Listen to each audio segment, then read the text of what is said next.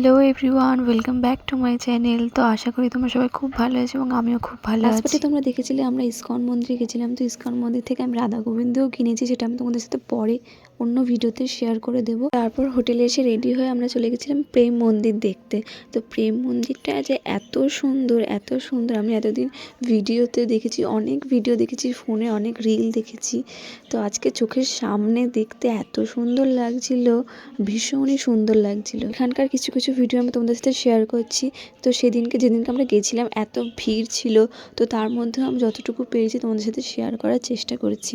আগের পার্ট 4-এ আমি না কোনো ভয়েস ওভার দিইনি, জাস্ট মিউজিক দিয়ে করে দিয়েছি, কারণ ইসকন মন্দিরে আমি কোনো ভিডিওই সেরকম তুলতে পারিনি। পুজোর কয়েকটা ফটো তুলেছি, ভিডিও করতেই পারিনি। তোমরা যদি সেই পার্টগুলো না দেখে থাকো তাহলে অবশ্যই দেখে আসো। গাড়িটা ঘোরার পর এরপর আমরা ওপরে উঠবো মন্দিরে। তো তোমরা দেখে বুঝতেই পারছো যে কত পরিমাণে ভিড় ছিল সেদিনকে। আমি অনেক কষ্ট করে, সামনে ভিডিও তাও হয়নি, তো যতটুকু পেরেছি তোমাদের সাথে শেয়ার করার চেষ্টা করেছি।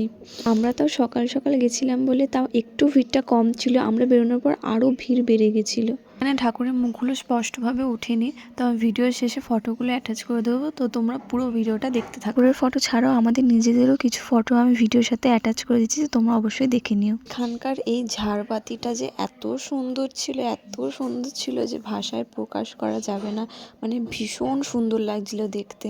এরপর আমরা চলে আসি বাইরে, এবং বাইরের এই সুন্দর সুন্দর দৃশ্যগুলো আমি তোমাদের সাথে শেয়ার করে দিচ্ছি। এগুলো দেখতে যে কি ভালো লাগছিল, মনে হচ্ছিল সারাক্ষণ ওখানে দাঁড়িয়ে দাঁড়িয়েই দেখি, ভীষণ সুন্দর লাগছিল দেখতে। তোমরা কিন্তু ফুল ভিডিওটা দেখে আমাকে জানিও যে তোমাদের ভিডিওটা কেমন লাগলো। ভালো লাগলে একটা লাইক এবং শেয়ার করে দিও। এর পার্টগুলো দেখার জন্য ওয়েট করো আর আমার চ্যানেলটা সাবস্ক্রাইব করে দিও। রাধে রাধে।